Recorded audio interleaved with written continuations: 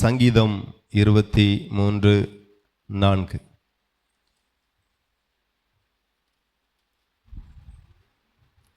நான் மரண இருளின் பள்ளத்தாக்கிலே நடந்தாலும் பொல்லாப்புக்கு பயப்படேன். தேவரீர் என்னோடு கூட இருக்கிறீர். உமது கோலும் உமது தடியும் என்னை தேற்றும். ஹல்லேலூயா. பரலோக தேவனுக்கு மகிமையும் கனமும் உண்டாகட்டும்.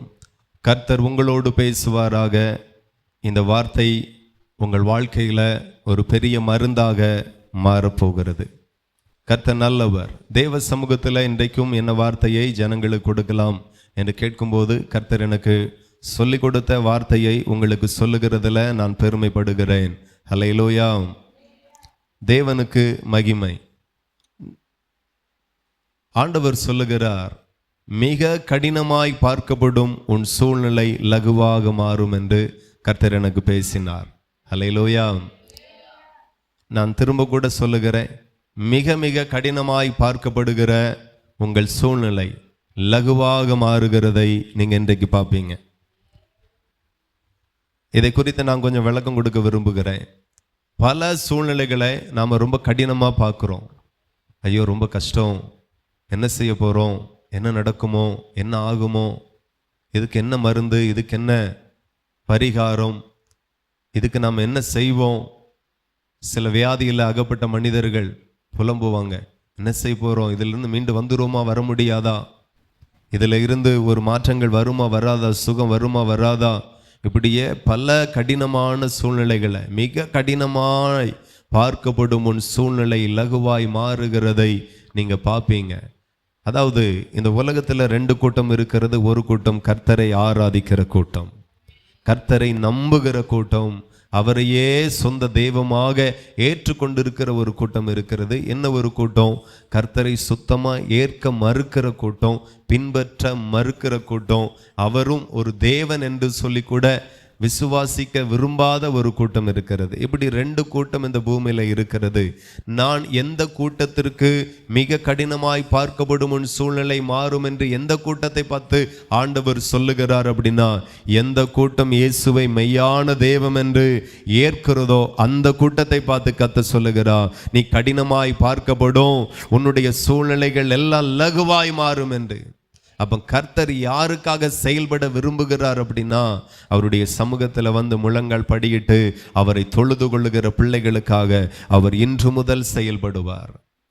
கர்த்தரை நேசிக்க ஆரம்பிச்சிட்டிங்கனாலே, கர்த்தருக்கு முன்பதாக முழங்கால் படியிட்டு ஜபிக்க ஆரம்பிச்சிட்டாலே, உங்க வாழ்க்கையில எதெல்லாம் கடினமாய் பார்க்கிறீங்களோ, கடினமா நினைக்கிறீங்களோ, முடியாது, கஷ்டம், நம்மளால முடியாது, இது என்னமா நடக்குதோ, என்னமா முடியுமோ, இப்படி பல சூழ்நிலைகளை நீங்க ரொம்ப கடினமா, ரொம்ப பயங்கரமா, ரொம்ப கஷ்டமா நீங்க நினைப்பீங்க.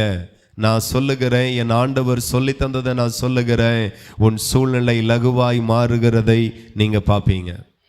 இது நமக்கு மாத்திரமல்ல, நம்மளுடைய முற்பிதாக்களுடைய நாட்களிலேயும் ராஜாக்களுடைய நாட்களிலேயும் நியாயாதிபதியினுடைய நாட்களிலேயும் ஆண்டவர் பெரிய பெரிய கடினமான சூழ்நிலைகள் எல்லாம் ஆண்டவர் லகுவாய் மாற்றி கொடுத்திருக்கிறார்.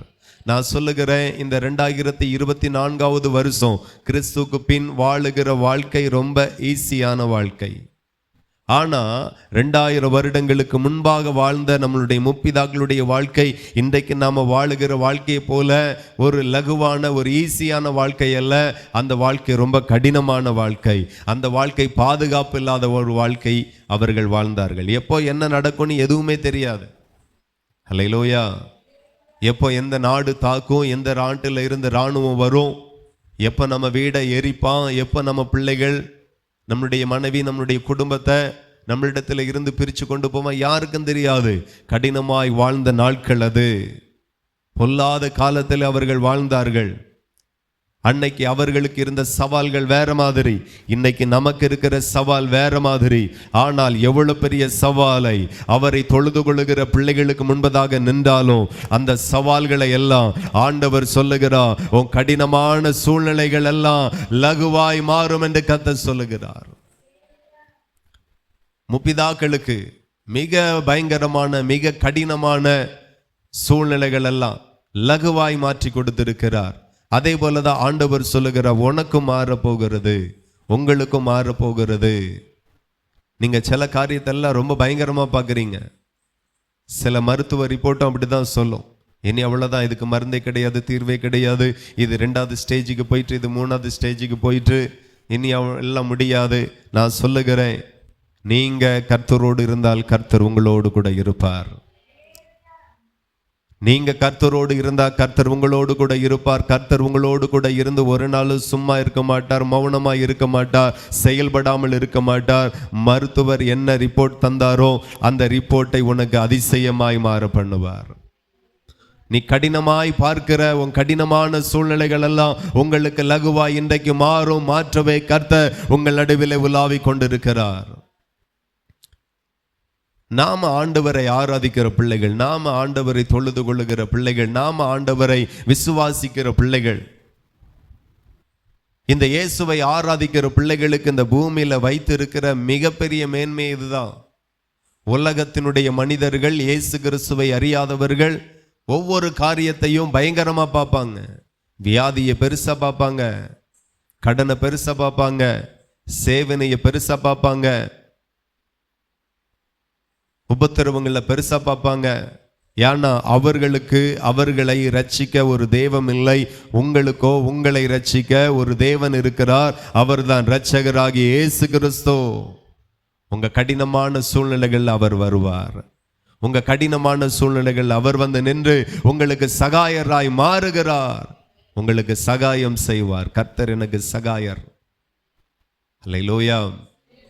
நீங்க உங்க வாழ்க்கையில எதை கடினமா பார்க்குறீங்க? பிள்ளைகளை குறித்து கடினமா பார்க்குறீங்களா? சில குடும்பம் நினைக்கும், இந்த பிள்ளைலாம் நம்மளை காப்பாத்தாது, இப்பவுமே ஒன்றும் சொல்ல கேட்கறது இல்லை, இந்த பிள்ளைகளால் ஒரு நன்மையும் இல்லை, இந்த பிள்ளைகள்லாம் நமக்கு வேதனையாக தான் இருக்குமே தவிர இந்த பிள்ளைகள்லாம் நமக்கு ஆறுதலாக இருக்காது. உங்கள் பிள்ளைகளை குறித்து நீங்கள் கூட அப்படி பார்க்கலாம். நான் சொல்லுகிறேன், அந்த சாபத்தை மாற்ற இயேசு உங்களோடு கூட இருக்கிறார். எதெல்லாம் நீங்க கடினமா பார்க்குறீங்களோ, நீங்க பார்க்கிற வண்ணமா அல்ல, பார்க்க ஆசைப்பட்ட மாதிரியே கர்த்தர் மாற்றி கொடுப்பார். பிள்ளைகள் நம்மளை பார்க்காது, அன்பா இருக்காது, கவனிக்காது, ஆறுதலா இருக்காது, இப்படியே நீங்க கடினமா பார்க்குறீங்க. ஆனா ஆண்டவர் சொல்லுகிறார், மிக கடினமாய் பார்க்கப்படும் உன் சூழ்நிலைகள் லகுவாய் மாறுகிறது நீங்க பார்ப்பீங்க. இந்த செய்தி உண்மையாகவே கர்த்தர் என்னோடு பேசுகிறார், எனக்காக பேசுகிறார் என்று விசுவாசத்தோடு கேட்கிறவன் கடினமான சூழ்நிலை இன்றைக்கு லகுவாய் மாறுகிறது நீங்க பார்ப்பீங்க. இன்னைக்கு நம்ம வாழ்க்கையில நிறைய காரியத்தை கடினமா பார்க்கிறோம். குழந்தை பாக்கியம், எத்தனை வயசாயிற்று, நிறைய மருந்து எடுத்தாச்சு, நிறைய மருத்துவமனைக்கு போயாச்சு, இனி என்ன ஆகுமோ? லகுவாய் மாற போகிறது. கர்த்தர் மாற்றி தரப்போகிறார். நீங்க விசுவாசிங்க, நான் ஒரு சாதாரண தேவனை ஆராதிக்கவில்லை, நான் அசாதாரணமான தெய்வத்தை ஆராதிக்கிறேன். ஏன் நாம இத்தனை தேவன் உண்டு இந்தியாவில்? எவ்வளவோ தெய்வத்தை நம்மளுடைய முப்பிதாக்கள் நமக்கு அறிமுகப்படுத்தி இருக்கிறார்கள். அவைகளெல்லாம் விட்டுட்டு இயேசுவை மாத்திரம் ஏன் பின்பற்ற ஆரம்பிச்சிருக்கிறோம்? அதுக்கு ஒரே ஒரு காரணம்தான், நான் எப்பக்கத்தில் நெருக்கப்படும் போதும் என்னை ரட்சிக்கிறவர் இயேசு மட்டும்தான், என்னை ஆதரிக்கிறவர் இயேசு மட்டும்தான். நான் சொல்லுகிறேன், நீங்க நெருக்கப்படும் போது, தேவைகளில் இருக்கும்போது உண்மையாய் உங்களுக்கு பலன் கொடுக்கிறவர் இயேசு மட்டுமாக தான் இருக்க முடியும். அவரிடத்துல இருந்து பலன் வராமலே இருக்காது. நீங்க அவரை ஆராதிக்கிறீர்கள், அவர் உங்களை கைவிட மாட்டார். அவரை நம்புகிறீர்கள், அவர் உங்களை கைவிட மாட்டார். அவரை விசுவாசிக்கிறீர்கள், அவர் உங்களை கைவிடவே மாட்டார். உங்க கடினமாய் பார்க்கப்படுகிற உங்களுடைய சூழ்நிலைகள் எல்லாம் லகுவாய் மாறுகிறத நீங்க பார்ப்பீங்க. எந்தெந்த காரியத்தை நீங்க ரொம்ப கஷ்டமா பார்க்குறீங்க? வீடு கட்டுகிற காரியம் எட்டா கனியாய் இருக்கிறது, நீங்க பார்க்கலாம். கர்த்தர் வாய்க்க பண்ணுவார், கர்த்தர் வாய்க்க பண்ணுவார். படிப்பு சிலருக்கு எட்டா கனியாய் இருக்கும், கர்த்தர் வாய்க்க பண்ணுவார். குழந்தை பாக்கியம் எட்டா கனியாய் இருக்கும், கர்த்தர் தருவார். திருமண வாழ்வு சிலருக்கு கசந்தை போயிருக்கும், அந்த கசப்பை கூட மதுரமாய் மாற்ற கர்த்தர் வல்லவராய் இருக்கிறார். இந்த உபவாச ஜெபத்தில் கர்த்தர் உங்கள் மேல என் மேல அன்பு வைத்து கர்த்தர் இந்த வார்த்தை சொல்லுகிறார், மிக கடினமாய் பார்க்கப்படும் உன் சூழ்நிலைகள் எல்லாம் லகுவாய் இன்றைக்கு மாறுகிறது என்று. நீங்க தைரியமாயிருங்க. கர்த்தர் சூழ்நிலைகளில் ஏதோ ஒரு மாற்றத்தை கர்த்தர் கொண்டு வருகிறார். இந்த இடத்துல சங்கீதக்காரன் சொல்லுகிறதை பாருங்க, நான் மரண இருளின் பள்ளத்தாக்கில நடந்தாலும் பொல்லாப்புக்கு பயப்படேன், மரண இருள். இந்த இடத்துல மரணம் இருக்கு, இந்த இடத்துல ஆபத்து இருக்கு, இந்த இடத்துல கஷ்டம், இந்த இடத்துல உயிர் பிழைக்கவே முடியாது, இந்த இடத்துல சத்துரு சூழ்ந்து நிற்கிறார்கள், இந்த இடத்துல ஆபத்து அதிகமாக இருக்கிறது. அப்படிப்பட்ட ஒரு நிலையில நான் இருந்தால் கூட பொல்லாப்புக்கு பயப்படேன். ஏன் பயப்படேன் தெரியுமா? தேவரீர் என்னோடு கூட இருக்கிறீர். ஹல்லேலூயா. ஒரு மனுஷனோடு தேவன் இருந்தால் பொல்லாப்புக்கு பயப்பட வேண்டியதில்லை, மரண இருளுக்கு பயப்பட வேண்டியதில்லை, அந்தகாரத்திற்கு பயப்பட வேண்டியதில்லை. நான் சொல்லுகிறேன், நீங்க கர்த்தரோடு இருக்கிறீங்க, நீங்க கர்த்தரோடு இருக்கிறீங்க, நீங்க கர்த்தரை ஆராதிக்கிறீங்க, நீங்க கர்த்தரை சேவிக்கிறீங்க, நீங்க கர்த்தரை தொழுது கொள்ளுறீங்க, நீங்க கர்த்தரையே தெய்வமாய் சொந்த தெய்வமாய் ஏற்றுக்கொண்டு இருக்கிறீங்க. ஆகையினால நீங்க பயப்படக்கூடிய எந்த காரியத்தையும் பார்த்து இனி நீங்க பயப்படாமல் இருப்பீர்களாக. இனி நீங்க பயப்படாதிருங்க. தேவரீர் என்னோடு கூட இருக்கிறீர், உமது கோலும் உமது தடியும் என்னை தேற்றும் என்று சங்கீதக்காரன் சொல்லுகிறார். தேற்றுகிறவர் உங்களோடு கூட இருக்கிறார். நீங்கள் ஆராதிக்கிற கர்த்தர் எப்படிப்பட்டவர் என்றால் அவர் தேற்றுகிறவர், அவர் தேற்றுகிறவர், அவர் தேற்றுகிறவர். வார்த்தை கவனிக்கிறீங்களா? என்ன? அவர் உங்களை தேற்றுகிறவர். சத்தியத்தை எவ்வளவு கூர்ந்து கவனிக்கிறீங்களோ, மனசுல வைக்கிறீங்களோ, இந்த வார்த்தை தான் உங்களை சமுதாயத்தில் நிற்க பண்ணும். ஒவ்வொரு சூழ்நிலை வரும்போது நீங்க நிற்பீங்க. நீங்க நம்பும்படி கர்த்தர் பேசி கொண்டு இருக்கிறார், நீங்கள் புரிந்து கொள்ளும்படி கர்த்தர் பேசி கொண்டு இருக்கிறார், கற்றுக்கொள்ளும்படி பேசி கொண்டு இருக்கிறீங்க, ஆண்டவர் இருக்கிறார். ஸோ கவனிங்க. சங்கீதக்காரன் சொல்லுகிறான், நான் மரண இருளின் பள்ளத்தாக்கில் நடந்தாலும் பொல்லாப்புக்கு பயப்படுகிறதே இல்லை. எத்தனையோ யுத்தத்தை ஜெயித்தவன், எத்தனையோ யுத்தத்தை பார்த்தவன், எத்தனையோ யுத்தத்தில் களத்தில் நின்றவன் சொல்லுகிறான், நான் பயப்பட்டதே கிடையாது. அன்னைக்கு நல்ல மருந்து இல்லை, மருத்துவமனை இல்லை, இன்னைக்கு இருக்கிற லேட்டஸ்ட் டெக்னாலஜியான ட்ரீட்மெண்ட் எதுவுமே கிடையாது. கத்தி பட்டா பட்டதுதான், வெட்டுப்பட்டா பட்டதுதான், கை துண்டான ஆனதுதான். இன்னைக்கு கூட துண்டான விரலை பொறுத்திடலாம், துண்டான கைகளை பொறுத்திடலாம், உடைந்த கைகளை சரிப்படுத்தலாம், ஏதோ ஒரு வாய்ப்புகள் இருக்கிறது. அன்றைக்கு ஒன்றுமே இல்லை. ஆனாலும் யுத்த காலத்தில் நின்றவன் நின்று சொல்லுகிறான், நான் பொல்லாப்புக்கு நான் பயப்பட்டதே கிடையாது. ஏன் தெரியுமா? என்னுடைய இராணுவத்தை வைத்தல்ல, என்னோடு கூட நிறைய பேர் இருக்கிறார்கள் என்கிறதை வைத்தல்ல, என்னோடு கூட தேவன் இருக்கிறார் என்கிற ஒரு தைரியம் எனக்குள்ளாய் இருக்கிறது. நம்முடைய தேவன் எப்படிப்பட்டவர் என்றா, நம்ம நினைத்து கூட பார்க்க முடியாத, கற்பனை கூட பண்ண முடியாத ஒரு காரியத்தை நொடி பொழுதில் அவர் செய்து முடிப்பார். ஹல்லேலூயா. கண் இமை பொழுது அவர் எனக்கு செய்து முடிப்பார். நாம உதாரணத்துக்கு ஒரு 10 லட்சம் ரூபாய் கடல்ல மாட்டிக்கிட்டோம் அப்படின்னா, 10 லட்சமா வாழ்க்கையே போச்சே, இதுதான் நம்ம யோசிச்சுக்கிட்டு இருப்போம். அவ்வளோதான், இவ்வளோதானே வருமானம் வருது, இப்படி தானே நம்ம சம்பாதிப்போம், இவ்வளோதானே மிச்சம் வரும். என்னன்னு பார்த்தாலும் இந்த 10 லட்சம் ரூபா வாழ்க்கை முழுசா அடைச்சிக்கிட மாட்டோம். ஒரு பாரம், ஒரு கஷ்டம், ஒரு கடினமான காரியத்தை நம்ம பார்ப்போம். ஆனா ஒரு நொடி பொழுதில் அந்த சூழ்நிலை கர்த்தர் மாற்றுவார், சாதாரணமாய் மாற்றுவார். நீங்க பார்த்தீங்கன்னா ஆண்டவர் சமாரியாவில் ஒரு காரியத்தை ஆண்டவர் செய்தார். அது என்ன அப்படின்னா, 2 ராஜாக்கள் 6ஆம் அதிகாரம் அதுல 25 வாசிப்போம். 24. 2 ராஜாக்கள் 6:24. இதற்கு பின்பு சீரியாவின் ராஜாவாகிய பெனாதாத் தன் இராணுவத்தை எல்லாம் கூட்டிக் கொண்டு வந்து சமாரியாவை முற்றுகை போட்டான். அதனால் சமாரியாவிலே கொடிய பஞ்சம் உண்டாயிற்று. ஒரு கழுதை தலை 80 வெள்ளிக்காசுக்கும் புறாக்களுக்கு போடுகிற கார்படி பயிறு 5 வெள்ளிக்காசுக்கும் விற்கப்படும் மட்டும் அதை முற்றுகை போட்டார்கள். ஹல்லேலூயா. இப்போ நீங்க பார்த்தீங்கன்னா சமாரியாவை சீரியா ராஜா முற்றுகை போடுகிறான். முற்றுகை என்றால் உங்களுக்கு என்ன தெரியும்? சுற்றிலும் இந்த கட்டடத்தை சுற்றிலும் சத்துருக்கள், பாகிஸ்தான் ஆர்மி சூழ்ந்தா இப்படி இருக்கும், அந்த மாதிரி சூழ்ந்தாச்சு ஒரு பெரிய ஒரு பட்டணத்தையே. இப்போ உள்ள இருந்து யாரும் வெளியே போக முடியாது, வெளியே இருந்து யாரும் உள்ள போக முடியாது. இப்போ திருநெல்வேலி மாவட்டத்தை ஒரு சத்துரு சூழ்ந்தாச்சுன்னா எப்படி இருக்கும்? வெளியே இருந்து தான் நமக்கு எல்லாம் வரணும், தாமிரபரணியிலிருந்து தான் தண்ணீரே வரணும். இப்போ அங்கே முற்றுகை போட்டாச்சு, தடுப்பணையை போட்டாச்சு, தடுத்தாச்சு, தண்ணீர் உள்ள வராது, வெளியே இருந்து மீன் உள்ள வராது, சுற்றிலுமாய் அரிசி ஒன்றும் வராது, காய்கறிகள் ஒன்றும் வராது, ஃபுல்லாக முற்றுகை போட்டாச்சு. இப்போ இருக்கிறதையே அதிகமாக இருக்கிறவங்க அதிக விலைக்கு விற்று விற்று இப்போ வாங்கக்கும் காசு இல்லை, விற்கக்கும் பொருள் இல்லை. அந்த மாதிரி ஒரு சூழ்நிலை. கொடிய பஞ்சம் உண்டாயிற்று, கொடிய பஞ்சம் உண்டாயிற்று. என்ன செய்யறதுன்னே தெரியல. இன்னைக்கும் நிறைய தேசங்கள் பஞ்சத்தில் தவிக்கிறது, பொருளாதாரத்தில் தவிக்கிறது. காசால் எல்லாம் சாப்பாடு இல்லை, தண்ணீர் இல்லை, நிம்மதியாக படுத்து உறங்க முடியலை. கிட்டத்தட்ட 9 மாதத்திற்கு மேலாக அங்கே பரிதாபமான ஒரு சூழ்நிலை.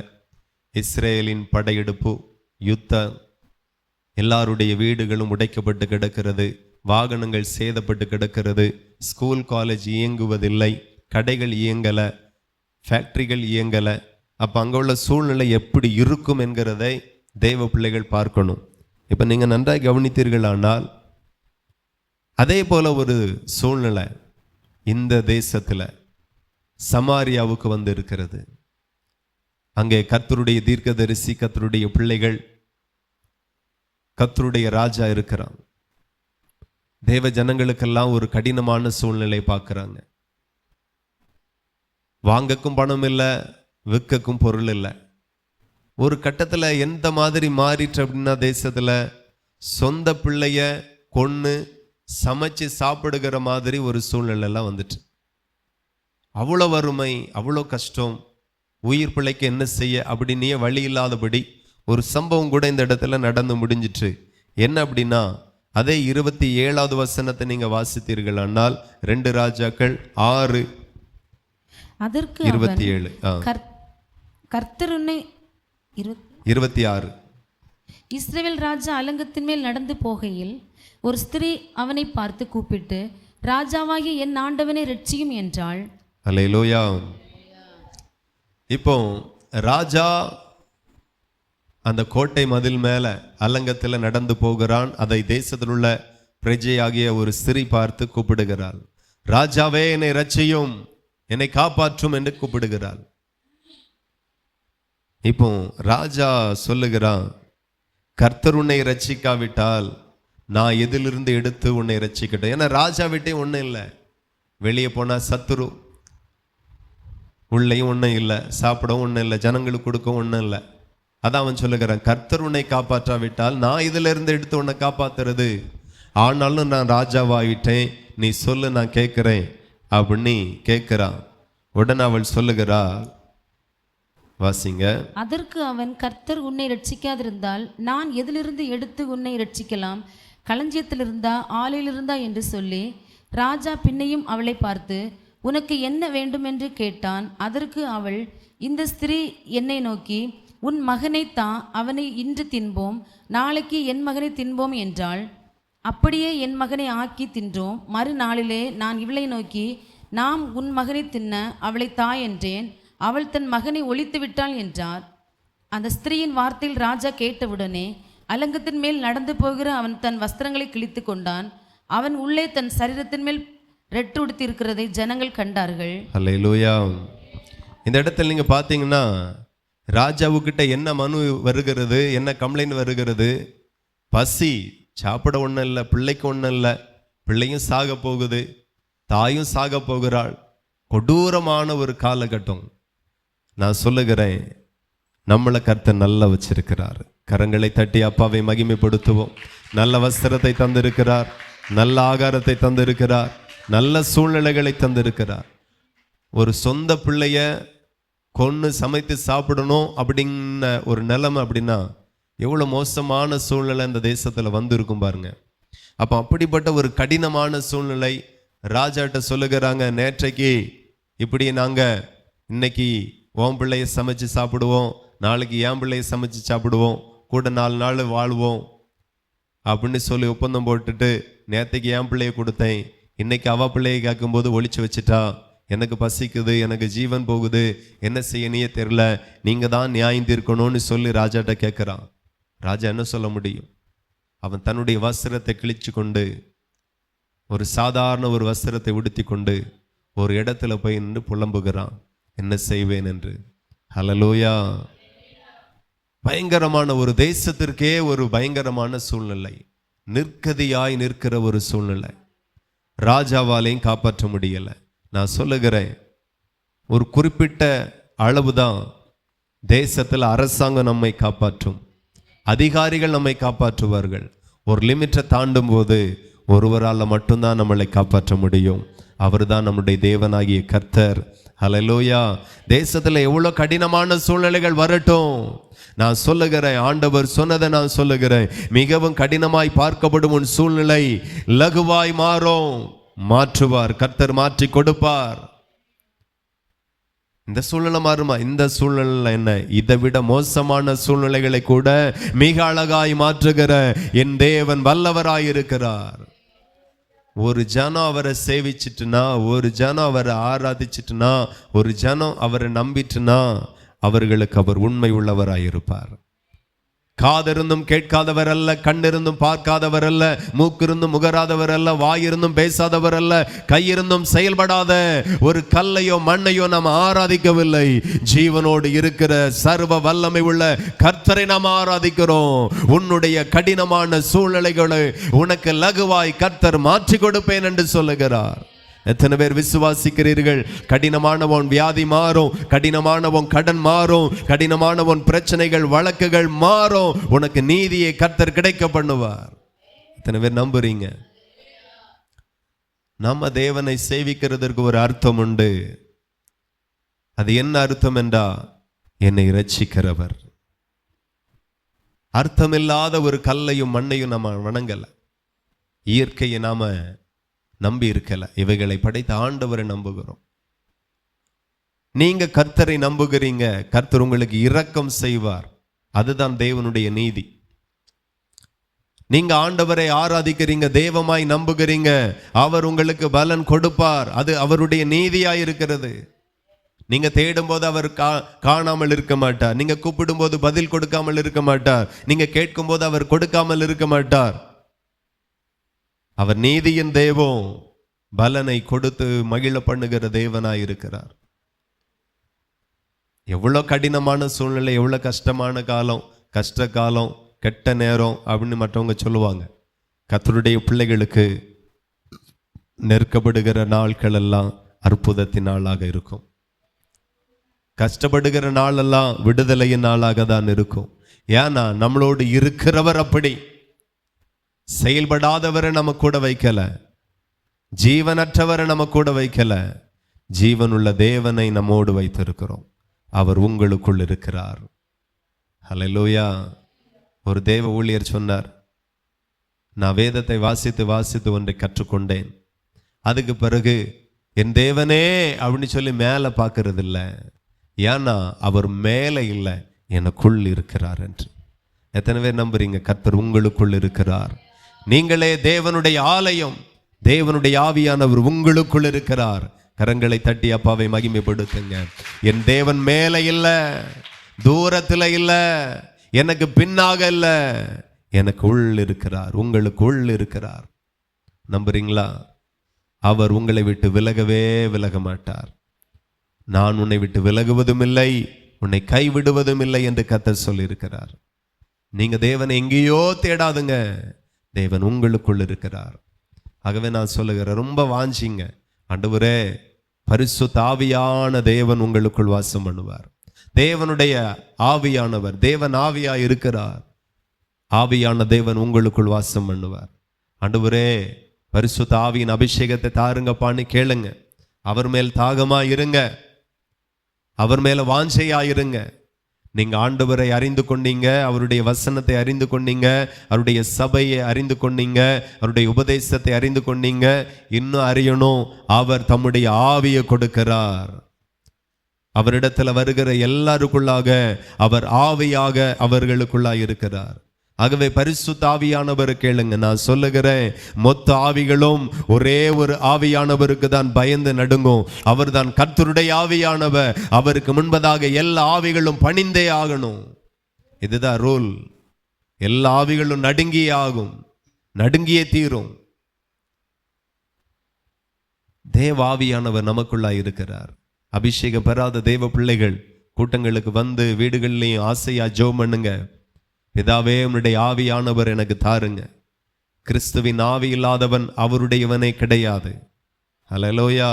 கிறிஸ்துவின் ஆவி வேணும். கிறிஸ்துவுக்குள் இருந்த ஆவியானவர் வேணும். பிதாவின் ஆவியானவர் வேணும். அவரை குறித்து எந்த அறிவும் இல்லாம எத்தனையோ பேர் இருக்கிறாங்க. அவர்களுக்கு சபை தெரியும், அவர்களுக்கு வேதம் தெரியும், வேத வாசிக்க தெரியும், பிரசங்கம் கூட பண்ண தெரியும். ஆனா ஆவியானவரை பெற்றுக்கொள்ளக்கூடிய அனுபவம் தெரியாம எத்தனையோ பேர் இருக்கிறாங்க. தாகம் உள்ளவன் மேல தண்ணீரை ஊற்றுவாரா?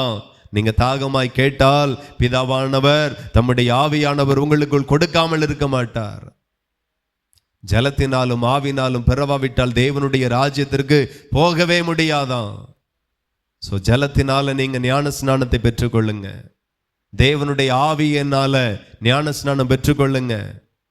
தேவ ஆவியானவருடைய அபிஷேகத்தை பெற்றுக்கொள்ள விரும்புங்க. அது ரொம்ப ரொம்ப ரொம்ப முக்கியம். ஹல்லேலூயா. நான் சொல்லுகிறேன், அவரை ஆராதிக்கிற அத்தனை பேரோடு கூட இருக்கிறார் என்று சொல்லுகிறதை விட அவர்களுக்குள் இருக்கிறார், உங்களுக்குள் இருக்கிறார். எப்படி? ஆண்டவருடைய சமூகத்தில் வந்து அபிஷேகம் பெற்ற அத்தனை பிள்ளைகளுக்குள் இருக்கிறார். ஆகவே நீங்க வெளியே வச்சு ஆராய்ச்சியது போதும், வானத்தை அண்ணாந்து பார்த்து அவரை கூப்பிட்டது போதும். இனி உங்களுக்குள் வரவேறுங்க. எத்தனை கோடி மதிப்பில் ஒரு கட்டடத்தை கட்டினாலும் அந்த கட்டடத்தில் வாசம் பண்ணி அங்கே தங்கி இருக்கிறதை காட்டிலும் உங்க சரீரமாகிய ஆலயத்திற்குள் இருக்கவே தேவன் விருப்பமுடையவராயிருக்கிறார். ஹல்லேலூயா. நீங்களே தேவனுடைய ஆலயமாய் இருக்கிறீர்கள். தேவனுடைய ஆவியானவர் உங்களில் இருக்கிறார். உங்களை தான் ஆண்டவருக்கு பிடிக்கும். ஆகையினாலதான் இந்த சரீரத்தை பரிசுத்தமா காத்துக்கொள்ளணும். வேசித்தனத்திற்கு விலக்கி காத்துக்கொள்ளணும். பாவத்திற்கு விலக்கி காத்துக்கொள்ளணும். நீங்க இருக்கிற வீட்டை எவ்வளவு சுத்தமா வச்சிருக்கிறீங்க? நீங்க ஆராதிக்கிற இந்த ஜெப வீட்டை எவ்வளவு சுத்தமா வச்சிருக்கிறீங்க? அதை விட ரொம்ப சுத்தமா 24 hours உங்களுக்குள்ளாய் தங்கி இருக்கிற தேவனுக்காக உங்க வாயின் வார்த்தை சுத்தமாய் இருப்பதாக, உங்க பார்வை சுத்தமாய் இருப்பதாக, உங்க கிரியைகள் சுத்தமாய் இருப்பதாக. அவரை பக்கத்துல வச்சுட்டே இன்னொரு பக்கம் எரிச்சலோடு இருக்காதுங்க, பொறாமையோடு இருக்காதுங்க, வஞ்சகமாய் இருக்காதுங்க, அநியாய சிந்தனையோடு இருக்காதுருங்க. ஒருவர் உங்களோடு கூட இருக்கிறார் என்கிறதையே மறந்து வாழாதிருங்க. எப்போது உணருங்க, என் தேவன் என்னோடு இருக்கிறார், எனக்குள் இருக்கிறார். ஹல்லேலூயா. எத்தனை பேர் சொல்ல முடியும், கர்த்தர் எனக்குள் இருக்கிறார், தேவன் நமக்குள்ளாய் இருக்கிறார்? அதாவது அபிஷேகம் பெற்ற தேவனுடைய பிள்ளைகள், கர்த்தர் எனக்குள்ளாய் இருக்கிறார் என்று நம்புகிற பிள்ளைகள், உங்களை கிள்ளும் போது உங்களுக்கு ஒரு உணர்வு வரும், உங்களை திட்டும் போது ஒரு உணர்வு வரும். வருமா வராதா? ஆமா. ஒரு ஊசி குத்தும் போது ஒரு உணர்வு வரும். வருமா வராதா? இல்லைன்னா கவர்மெண்ட் ஆஸ்பத்திரியில் இலவசமாக தான் ஊசி போடுறாவ, ஒன்று போட்டு பாருங்க. குத்தும் போது வலிக்கும், ஒரு உணர்வு வரும். அதே போல தேவ ஆவியானவரை பெற்ற அத்தனை பேருக்குள்ளாய் ஒரு உணர்வு இல்லாட்டா நீங்க ஆவிக்குரிய ஜீவியத்துல மரிச்சாச்சுன்னு அர்த்தம். ஆமென். தேவ ஆவியானவர் ஜீவன் உள்ளவரா, ஜீவன் உள்ள உனக்குள் இருக்கிறார். இப்போ அவரை பெற்றிருக்கிற உங்களுக்கு ஒரு உணர்வு வரணும். அது என்ன உணர்வு அப்படின்னா, ஒரு சின்ன தப்பு பண்ணா கூட இருதயத்தில் ஒரு குத்து குத்தணும். ஹல்லேலூயா. ஐயையோ அப்படின்ட்டு. நாம் எல்லாம் பார்த்தீங்கன்னா எங்கேயோ பிறந்தவர்கள் இல்லை, இங்கே தான் பிறந்திருக்கிறோம். இந்த மண்ணில் பிறந்திருக்கும். இந்த மண்ணில் ஒரு வழக்கம் இருக்குது, குறை சொல்லுகிற வழக்கம் இருக்குது, வட்டப்பேரை சொல்லி ஒரு வழக்கம் இருக்குது, அவங்களுடைய சரீர குறையை பார்த்து சொல்லக்கூடிய ஒரு வழக்கம் இருக்குது. டக்குனி வாயில் வந்துடும், நம்ம அப்படியே பழகினதுனால வந்துடும். ஆனால் நாம் இப்போ ஒருவரோடு பழக ஆரம்பிச்சிட்டோம், ஒருவரை பார்த்து பழகிட்டோம், ஒருவரை பேசி பழகிட்டோம், ஒருவருடைய வார்த்தையை கேட்டு நம்ம பழகிட்டோம், ஒருவருடைய வசனத்தை வாசித்து வாசித்து நம்ம ரொம்ப மாறிட்டே வரோம். இப்போ நாம் பழைய ஆளாக இருக்கக்கூடாது, பழையவைகள் எல்லாம் ஒளிந்து இருக்கணும், புதிய சிருஷ்டியாய் நீங்கள் மாறணும். இதையே கர்த்தர் விரும்புகிறார். ஹல்லேலூயா. ஆனால் சில நேரம் பழைய உணர்வுகள், பழைய பேச்சுகள், பழைய நடக்கைகள், பழைய வார்த்தைகள் வரும். வந்துன்னா இருதயத்தில் குத்தணும். அப்படி குத்தேல் அப்படின்னா நீங்கள் ஆவிக்குரிய ஜீவியத்தில் செத்து ரொம்ப நாள் ஆச்சு அப்படின்னது அர்த்தம். யாருக்காச்சும் புரியுதா? அதாவது நிறைய பேரை வட்டப்பேரை சொல்லி தான் கூப்பிடுவாங்க. நமக்கே ஒரு வட்டப்பேர் இருக்கும், ஆனால் நமக்கு மட்டும்தான் தெரியாத இருக்கும். ஊருக்கே தெரியும் உங்கள் வட்டப்பேர் என்ன. சொந்த பேரை கூட சொல்லி கூப்பிட்டா உங்களை தெரியாது, ஆனால் வட்டப்பேரை சொன்னால் வீட்டு வாசல்லே கொண்டு போய் விட்டுருவாங்க, இன்னாரு தான் அவர் அப்படின்ட்டு. ஹல்லேலூயா. யாருக்காச்சும் அப்படி ஒரு வட்டப்பேரை சொல்லும்போது கீழ்த்தரமாக ஒரு வார்த்தை சொல்லி பேச வேண்டிய ஒரு சூழ்நிலை அறியாமல் வரும்போது இருதயத்தில் நமக்கு குத்தணும். ஹல்லேலூயா. ஆமாம், ரொம்ப நிறைய பேர் ஆவாதவா இதெல்லாம் சாதாரணமான வேடு தான். இதை விட கடினமான வேடெல்லாம் வச்சிருக்காங்க நிறைய பேர். ரொம்ப மோசமான கெட்ட வார்த்தை போட்டு சொல்லுகிறவங்க. நம்ம சின்னதா ஒரு கசப்பான ஒரு வார்த்தை வரும்போதே நமக்கு உணரணும், இருதயத்தில் ஊசி வச்சு குத்துன மாதிரி குத்தணும். எப்படி அது முடியுது? ஒரு பக்கத்துல ஒரு தேவன் இருக்கிறா, ஒரு பக்கத்துல மோசமான வார்த்தையை வச்சிருக்கிறோம். எப்படி அது முடியுது? அப்படின்னா நீங்க பக்தியின் வேஷத்தை போட்டுட்டு அலையிறீங்கன்னு அர்த்தம். பக்தி இல்லை, பக்தியின் வேஷம் தான்.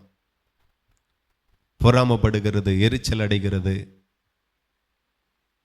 இதெல்லாம் நமக்குள்ள வரவே கூடாது. தேவனுக்காக உன் வாழ்க்கையை சுத்திகரித்து கொள்ளணும். கர்த்தருக்காக உங்க சரீரத்தை, இருதயத்தை சுத்திகரிக்கணும். நான் சொல்லுகிறேன், கேட்கிற எல்லாருக்கும் பரிசுத்த ஆவியானவர் கொடுக்கப்படும். ஹல்லேலூயா. அப்போஸ்தலருக்கு மாத்திரமல்ல, தீர்க்கதரிசிகளுக்கு, ராஜாக்களுக்கு, ஆசாரியனுக்கு மாத்திரமல்ல தேவனுடைய ஆவியானவர். பேதுரு மூலமாய் புறஜாதிகளுக்குள்ளாகவும் அவர் ஊற்றப்பட்டார். எல்லாருக்கும் பரிசுத்த ஆவியானவர் கிடைக்கும், அபிஷேகம் கிடைக்கும். எல்லாருக்கும் பரலோகத்தின் தேவன் பரிசுத்த ஆவியை கொடுக்கிறார். ஆனா அதை பாதுகாக்கிறது அவ்வளோ ஈஸி கிடையாது. இங்க ஒன்று வச்சுட்டு இங்க ஒன்று வச்சுக்கிட்டா அதை பாதுகாக்க முடியாது. அந்த ஆவியில ஒரு நாள் வளர முடியாது. ஆவியில பிறந்தா வளரணும். ஆவியில வளரக்கூடிய வளர்ச்சியே இல்லை நிறைய பேருக்கு. பக்தியில வளர்ந்த மாத்திரம் போதாது, ஆவியின் அபிஷேகத்துல உள்ளான மனுஷனும் வளரணும். ஆவியானவர் உள்ள இருந்து வளரணும். அவர் பேச ஆரம்பிச்சிட்டாரா, செயல்பட ஆரம்பிச்சிட்டாரா, அற்புதம் செய்ய ஆரம்பிச்சிட்டாரா, தீர்க்க தரிசனம் பேச ஆரம்பிச்சிட்டாரா, இன்னும் ஆரம்பிக்கல அப்படின்னா அவரை குழந்தையாகவே நீங்க வச்சுட்டு இருக்கிறீங்க. ஆவியில பிறந்தவன் ஆவியில வளரணும். ஏன் வளர்ச்சி இல்லை? ஏன் தரிசனம் இல்லை? ஏன் நல்ல சொப்பனம் கூட வரமாட்டேங்க? கெட்ட கெட்ட சொப்பனமா வருது அப்படின்னா ஆவில வளரல, ஆவில அனலா இல்லை, ஆவியை அவிழ்த்து போட்டிருக்கிறோம். இதனால ஒரு பக்கம் ஆண்டவர் இருக்கிறாரு, ஒரு பக்கம் உலகம் இருக்கிறது, உலகத்தின் இச்சை இருக்கிறது, உலகத்தினுடைய பழக்க வழக்கம் இருக்கிறது. நான் ஞாயிற்றுக்கிழமை இங்கே வருவேன், வெள்ளிக்கிழமை உபவாச ஜெபத்திற்கு தேவ சமூகத்தில் வருவேன், மித்த நாளெல்லாம் உலகத்தில் நான் இருப்பேன், இஷ்டம் போல பேசுவேன், வாயில் வந்த மாதிரி பேசுவேன், பொறாமப்படுவேன், எரிச்சல் படுவேன், கனி இல்லை. நீங்கள் தேவனுடைய ஆவியானவரை துக்கப்படுத்துகிறீர்கள். அப்படின்னா ஒரு வளர்ச்சியை பார்க்க முடியாது. தேவன் உங்களோடு கூட இருக்கிறார் என்கிற ஒரு உணர்வு இருக்கணும். ரட்சிப்பு முடிவு பரியந்த நிலை நிற்பவனே ரட்சிக்கப்படுவான். ரட்சிப்பின் வாழ்க்கை வாழுகிறது ஈஸி இல்லை. ரட்சிப்பு இலவசம்தான், ஞான ஸ்நானம் இலவசம்தான், பரிசுத்தாவின் அபிஷேகம் இலவசம்தான். அதை கடைசி வரைக்கும் பாதுகாக்கணும். ரட்சிப்பின் வஸ்திரம் கரைப்படக்கூடாது, கிழிஞ்சி போகக்கூடாது, சேதப்படக்கூடாது, தொலைச்சிட்டு நிற்கக்கூடாது. எத்தனை பேருக்கு புரியுது? தேவன் கொடுத்த ஆவியின் அபிஷேகத்தை தொலைச்சிட்டு நிற்கக்கூடாது. நான் சொல்லுகிறேன், என் உயிரிலும் மேலான பாக்கியமாய் ஆவியானவரை நான் கருதுகிறேன். எதற்காகவும் நான் அவரை இழக்க மாட்டேன். அற்பமான பாவத்திற்காக நான் இழக்க மாட்டேன். அற்பமான உலக இச்சைக்காக நான் இழக்க மாட்டேன். நான் சொல்லுகிறேன், உலகத்தில் எனக்கு 10 கோடி ரூபாய்க்கு சொத்து இருக்கிறதை காட்டிலும் எனக்குள் தேவ ஆவியானவர் இருக்கிறதையே நான் மேன்மையா எண்ணுகிறேன். ஹல்லேலூயா. அவர் என்னோடு கூட இருந்து அவரிலே நான் வளரும் போது 10 கோடி அல்ல 10,000 கோடி என்னுடையதாக இருக்கும். என்னை உயர்த்தவே பரலோகம் எனக்குள்ளாய் ஆவியானவரை தந்திருக்கிறது. நான் ஆவியில வளராமல் இருக்கிறது தான் எனக்கு சாபமும் தரித்திரமும். காலத்தை பார்த்தால் போதகராய் இருக்கணும், ஆனாலும் சபை இன்னும் குழந்தையாக தான் இருக்கிறது. நிறைய பேர் பைத்தியோனி மற்றவர்களை சொல்லுகிறத சாதாரணமா எண்ணுகிறோம். மூடனேன்னு சொல்லுகிறவன் எரி நரகத்திற்கு எதுவா இருப்பானா? ஆமா, இருப்பானா இல்லையா? மூடனே. ஏன் உங்க இருதயத்துல குத்த மாட்டேங்கி? மற்றவங்கள ஒரு வார்த்தை நாய், பேய், பன்னி இப்படியெல்லாம் சொல்லும்போது இருதயத்துல கொஞ்சம் குத்தணும். எனக்கெல்லாம் நறுக்குன்னு குத்தும். நான் இப்படியெல்லாம் சொல்லி ரொம்ப வருஷமாச்சு. எத்தனையோ பேர் என்னை காயப்படுத்தினாங்க, ஆனால் நாயின்னு சொன்னதில்லை. எத்தனையோ பேர் என்னை வேதனைப்படுத்தினாங்க, பைத்தியன்னு நான் சொன்னதில்லை. ஏன்னா நான் சொல்லும்போது அவர்களுக்கு வலிக்கிறதோ இல்லையோ, என்னோடு கூட இருக்கிற தேவனுக்கு அது தாங்காது. ஸோ நான் அவர்களை காயப்படுத்துகிறேன், எவனையோ ஒருத்தனை காயப்படுத்துறதற்காக நான் இவரை என்னால் வேதனைப்படுத்த முடியாது. ஸோ அதில் நான் உன்னிப்பாக ரொம்ப கருத்தாக இருக்கிறேன். சும்மா நிசாரமாக யாரையும் பேசுறாதுங்க. நான் அவரை தங்கத்தை போல பாதுகாக்கிறேன். பரலோகம் எனக்கு தந்திருக்கிற அபிஷேகத்தை நான் வைரம் போல பாதுகாக்கிறேன், முத்துக்களை போல பாதுகாக்கிறேன். ஆண்டவர் சொல்லுகிற பன்றிகளுக்கு முன்பதாக முத்துக்களை போடக்கூடாதா? அல்லேலூயா. நமக்கு முத்தை விட விலை மதிப்புடையவரை கொடுத்திருக்கிறார். ஒரு நாள் பன்னியா இருந்தோம், உலகத்தினுடைய அசுத்தத்திலேயே இருந்தோம். கர்த்தர் அவருடைய சொந்த இரத்தத்தை சிந்தி நம்மை கழுவி நம்மை சுத்திகரித்து அவரை போல மாற்றி இருக்கிறார். மாறணும். அவங்க பேசுறது போல நம்ம பேசக்கூடாது, அவங்க சண்டை போடுறது போல நம்ம சண்டை போடக்கூடாது, அவங்க நடக்கிறது போல நடக்கக்கூடாது.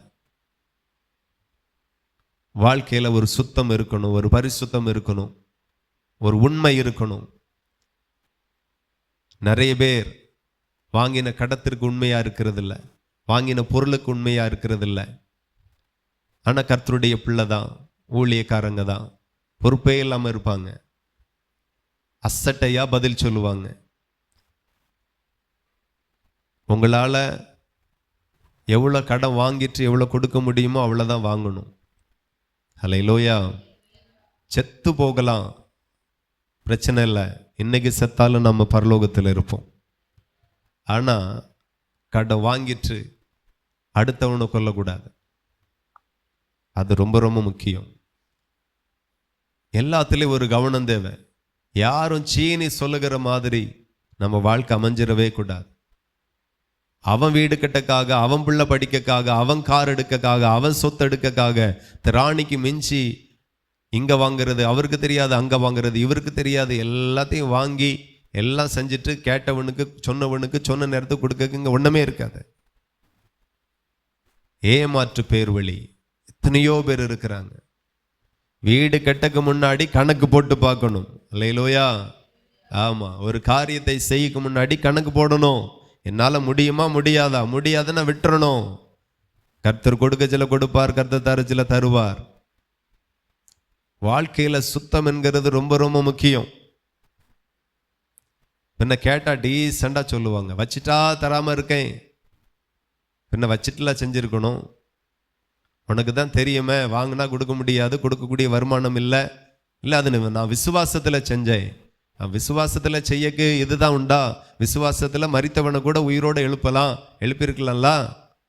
விசுவாசத்துல ஒரு வியாதியை சுகமாக்கி இருக்கலாமே, ஆண்டவர் மகிமைப்பட்டிருப்பார். அதுக்கு போக்கு இல்லை.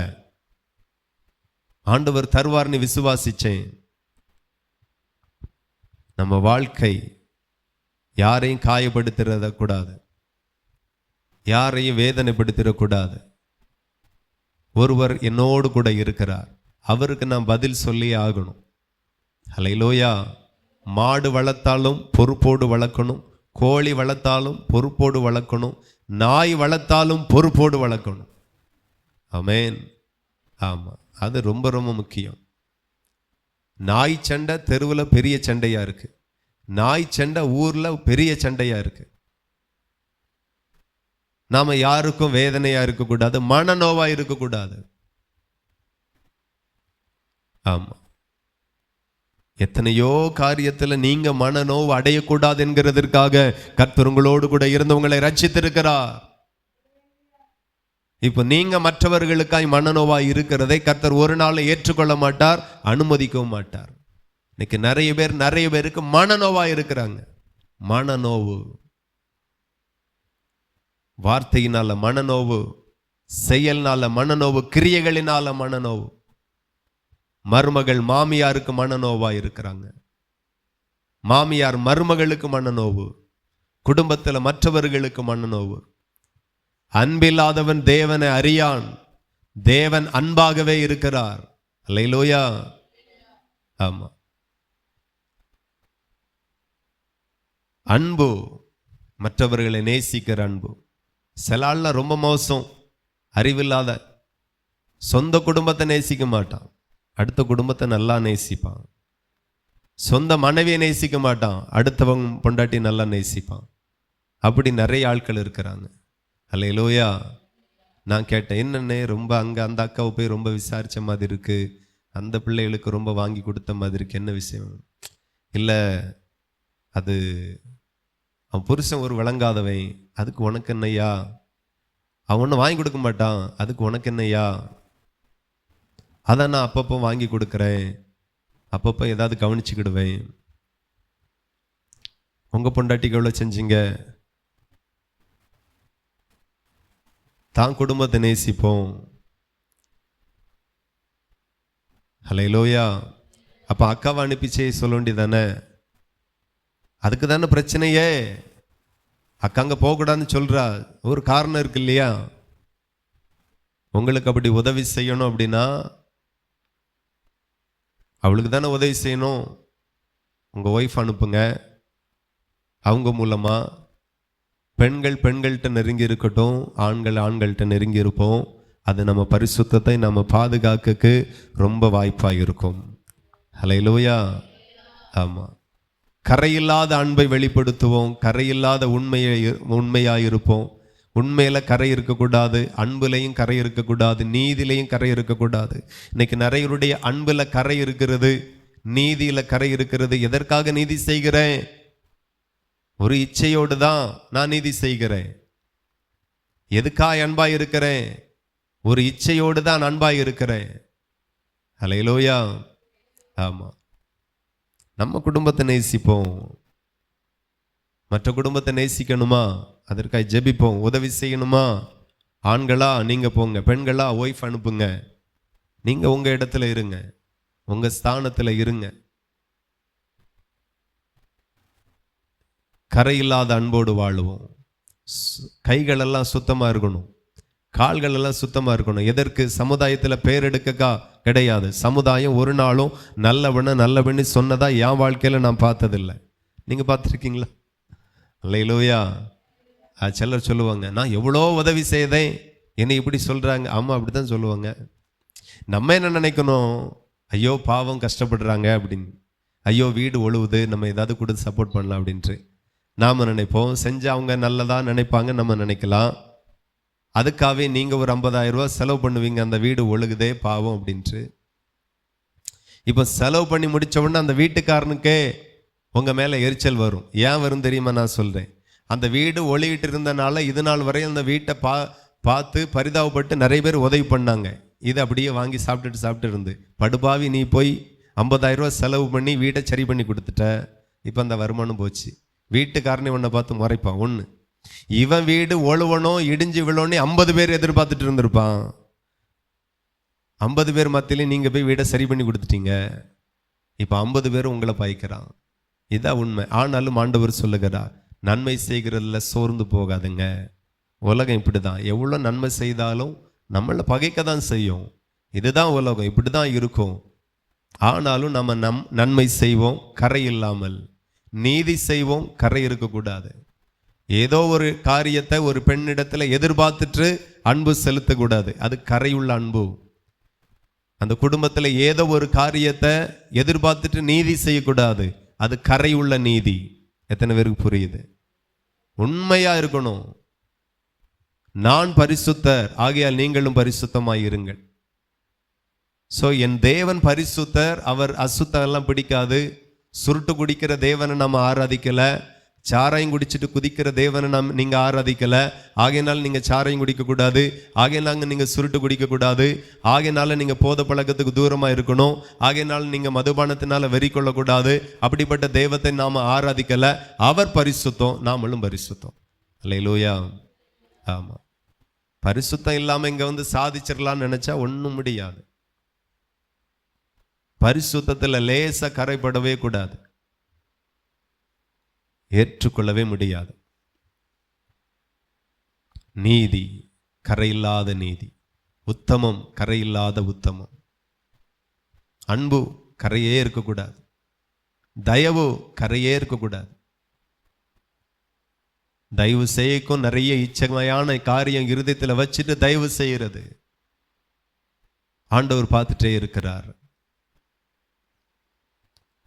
தேவனுக்கு மகிமை உண்டாகட்டும். நல்லா கவனிக்கணும், நம்முடைய வாழ்க்கை மாறட்டும். நம்மோடு கூட இருக்கிற தெய்வம் நன்மை செய்கிறவர், கடினமான சூழ்நிலைகளை மாற்றி தருகிறவர்.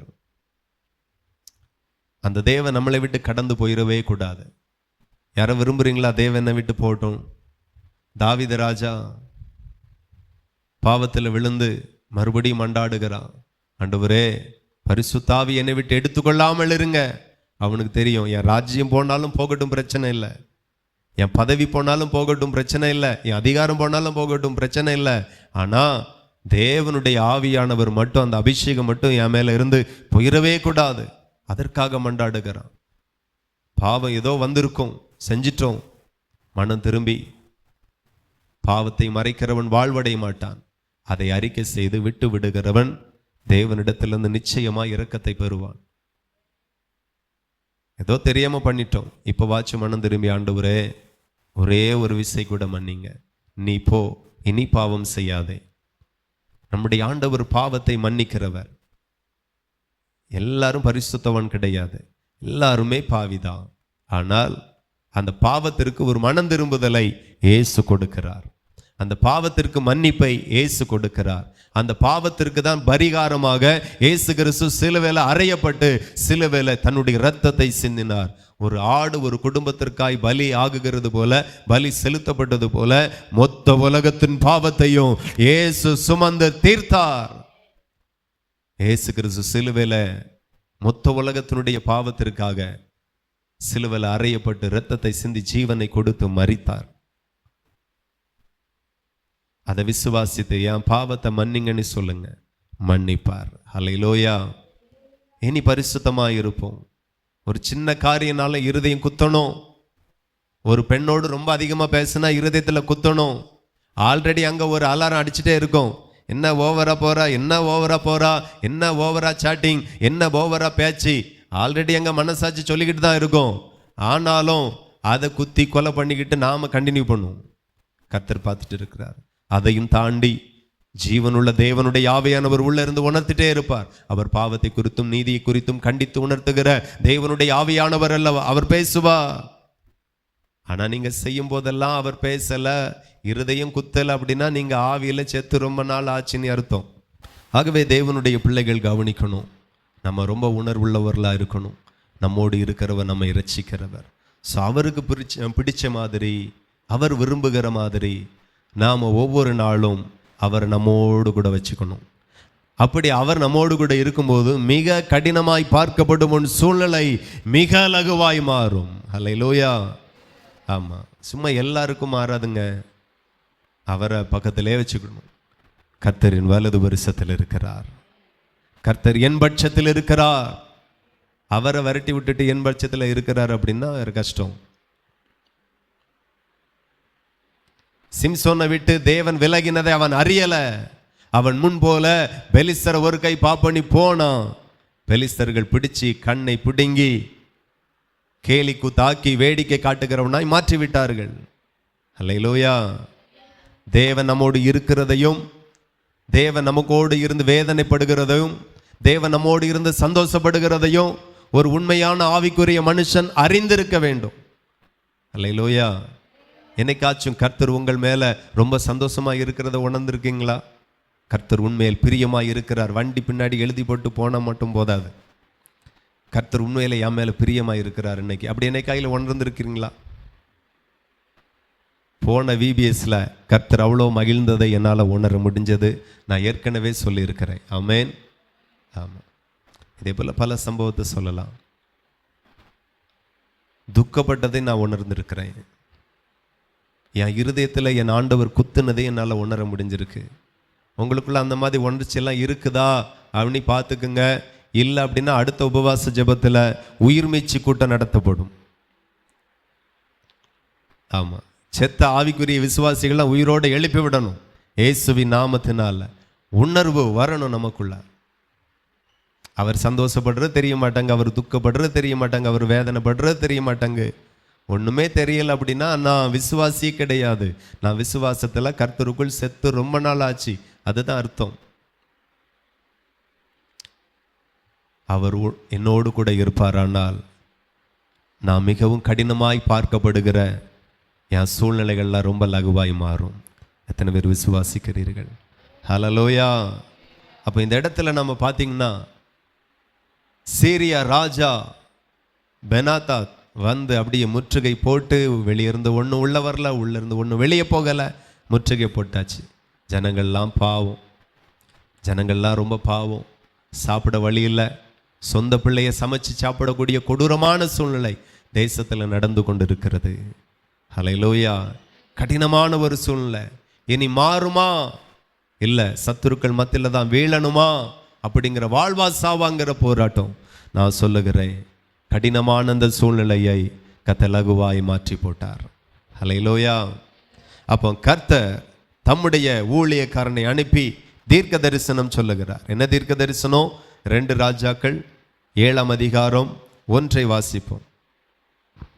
அப்பொழுது எலிசா, கர்த்தருடைய வார்த்தை கேளுங்கள், நாளை இந்நேரத்தில் சமாரியாவின் வாசலிலே 1 மரக்கால் கோதுமை மா 1 சேக்கலுக்கும் 2 மரக்கால் வார்கோதுமை 1 சேக்கலுக்கு விற்கப்படும் என்று கர்த்தர் சொல்லுகிறார் என்றான். ஹல்லேலூயா. நாளைக்கு இந்நேரத்துல இந்த தேசத்துல இந்த சமாரியாவில விலைவாசிகள் எல்லாம் இறங்கும், உங்களுக்கு நல்ல பொருள் கிடைக்கும், நீங்க ஆச்சரியப்படுவீங்க அப்படின்னு சொல்லி அந்த அர்த்தத்துல கர்த்தர் தீர்க்கதரிசியை கொண்டு தீர்க்க தரிசனம் சொல்லுகிறார். உதாரணத்துக்கு இன்னைக்கு விற்கக்கூடிய 55,000 ரூபாய்க்கு ஒரு பவுன் நகை 55,000 ரூபா விற்கப்படக்கூடிய தங்க நாளைக்கு 5,000 ரூபாய்க்கு கிடைக்கணும்னா எத்தனை பேரால நம்ப முடியுது? முடியாது இல்ல, அதெல்லாம் நடக்காத விஷயம். அந்த மாதிரி தான் இன்னைக்கு 1 கிலோ அரிசி சமாரியாவில் கிடைக்கல, அப்படி கிடைச்சாலும் 1000 ரூபாய். ஆனா நாளைக்கு 1 கிலோ அரிசி 1 ரூபாய்க்கு கிடைக்கும் அப்படிங்கிற மாதிரி தீர்க்க தரிசனத்தை எலிசா மூலமா கர்த்தர் சொல்லுகிறார். நான் நாளைக்கு இந்நேரத்தில் அதை செய்ய போகிறேன்.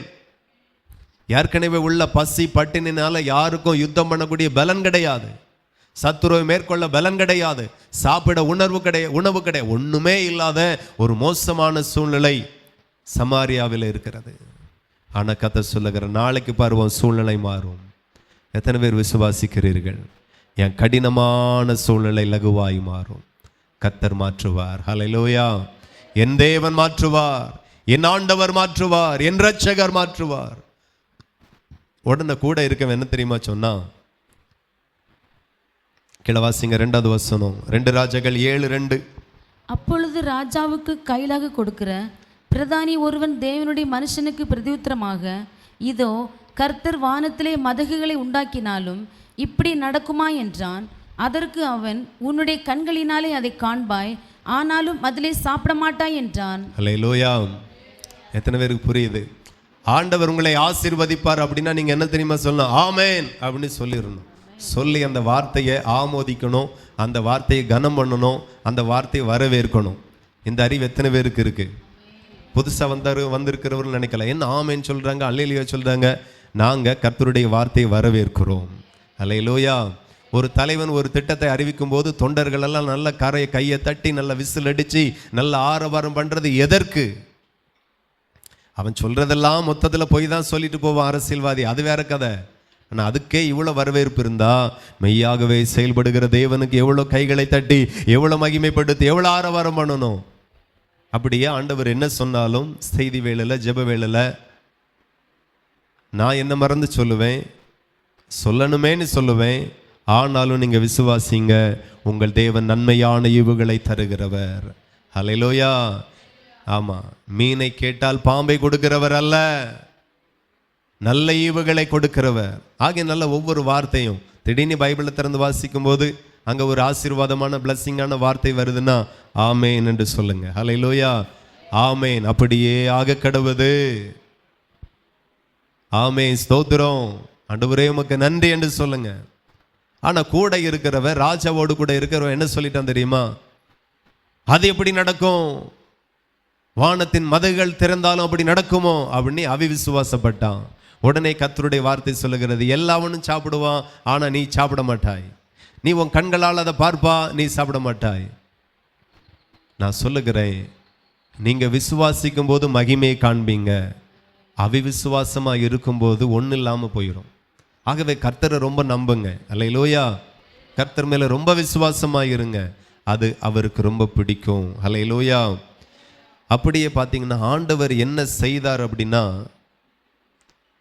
இந்த சமாரியாவில் இருந்த சில குஷ்டரோகி ஒரு 2 பேர், அன்னைக்கெல்லாம் இந்த மாதிரி வியாதி உள்ளவர்களை பட்டணத்துக்கு வெளியே தான் வச்சுருப்பாங்க.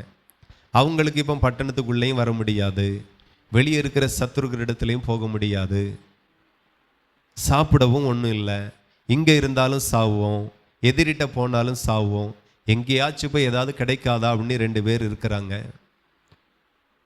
இப்போ இந்த தீர்க்க தரிசனமான வார்த்தை, நாளைக்கு இந்நேரம் சமாரியா வாசலில் 1 மரக்கால் கோதுமை 1 சேக்கலுக்கும் 2 மரக்கால் வார்கோதுமை 1 சேக்கலுக்கும் விற்கப்படும் என்று சொன்ன கர்த்தருடைய வார்த்தையை கர்த்தர் நிறைவேற்றக்கு என்ன செய்தார் தெரியுமா?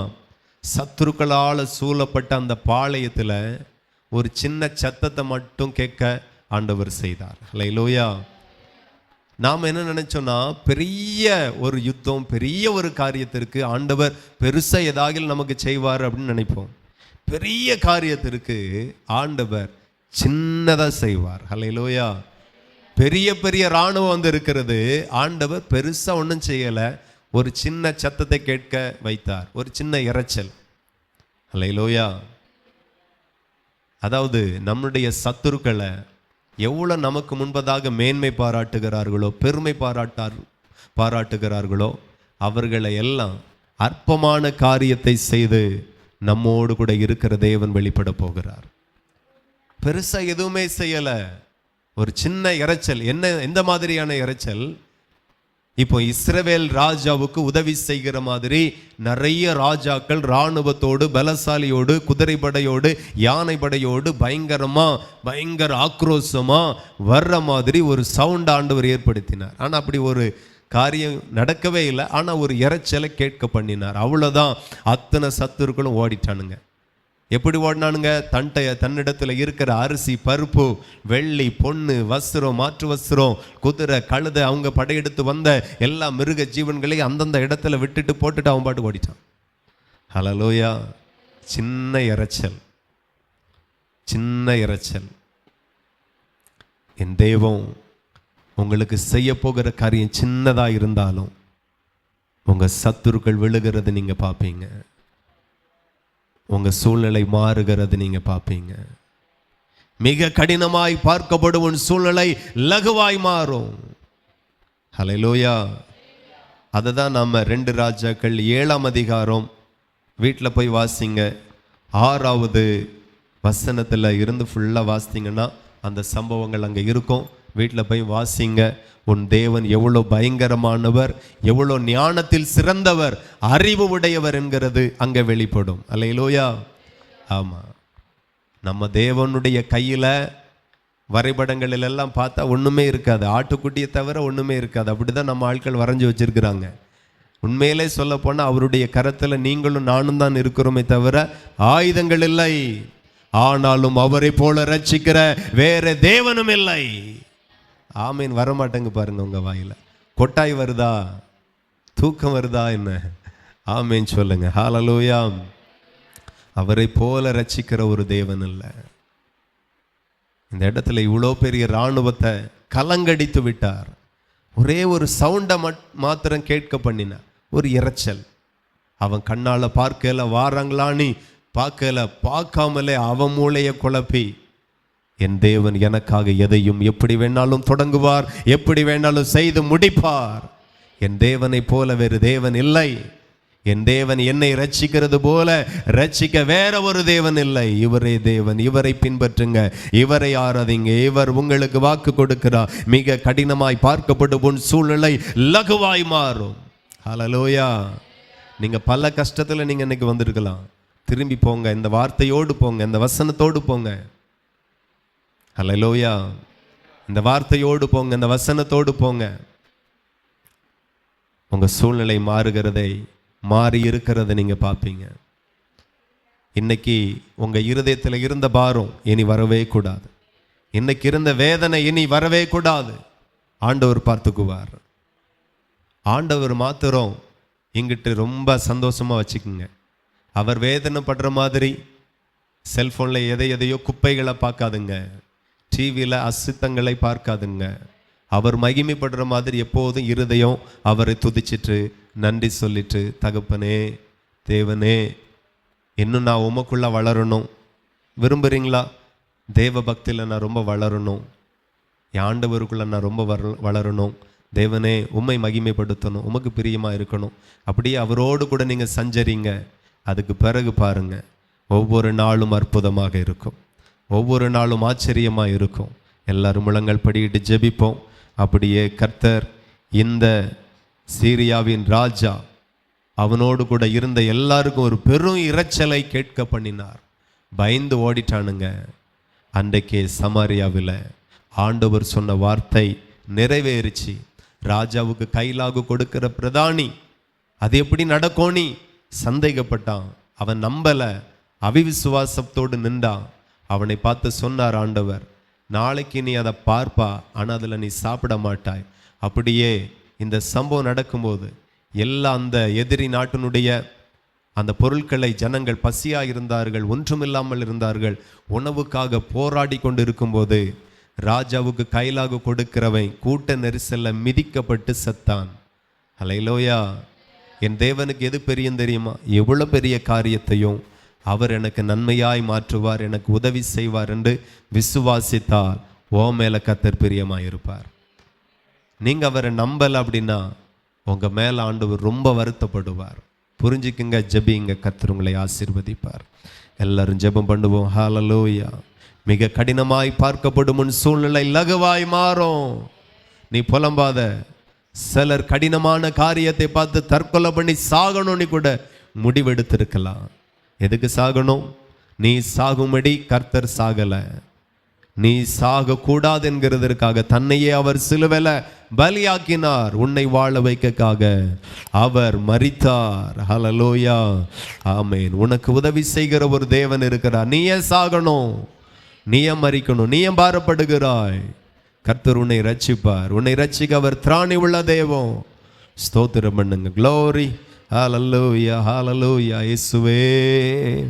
ஆமென். இந்த வார்த்தையை வீடுகளில், டிவி மூலமாய், செல்போன் வழியாய், கம்ப்யூட்டரில், உலக நாடுகளில் எங்கேயும் கேட்கிற ஒவ்வொரு பிள்ளைகளுக்குள்ளாக ஆண்டவரே ஒரு உயிர் மீட்சி வரட்டும், ஒரு உயிர் மீட்சி வரட்டும். தற்கொலை எண்ணங்களோடு இருக்கிறவர்களுக்குள்ளாய் வாழணும், கர்த்தரனை வாழ வைப்பார் என்கிற ஒரு சந்தோஷம் வரட்டும். ராஜா, பலப்படுத்துங்க, தைரியப்படுத்துங்க. அவருடைய கடினமான சூழ்நிலை எல்லாம் லகுவாய் மாறினதற்காய் நன்றி. உன் சத்துருக்கு, உன் காரியத்திற்கு ஒரே ஒரு இரைச்சலை கேட்க பண்ணுவார். மொத்த யுத்தமும் ஜெயமாய் முடியும். கர்த்தர் அவ்வளோ ஞானமுடையவர், சர்வ ஞானி. உன்னை எப்படி கைவிடுவார்? உன் குடும்பத்தை எப்படி கைவிடுவார்? ஹல்லேலூயா. ஜீசஸ். தாழ்த்துகிறோம், எங்களை ஆசீர்வதிங்க. இயேசுவின் நாமத்தில் ஜெபிக்கிறோம். ஜெபங்களும் நல்ல பிதாவே.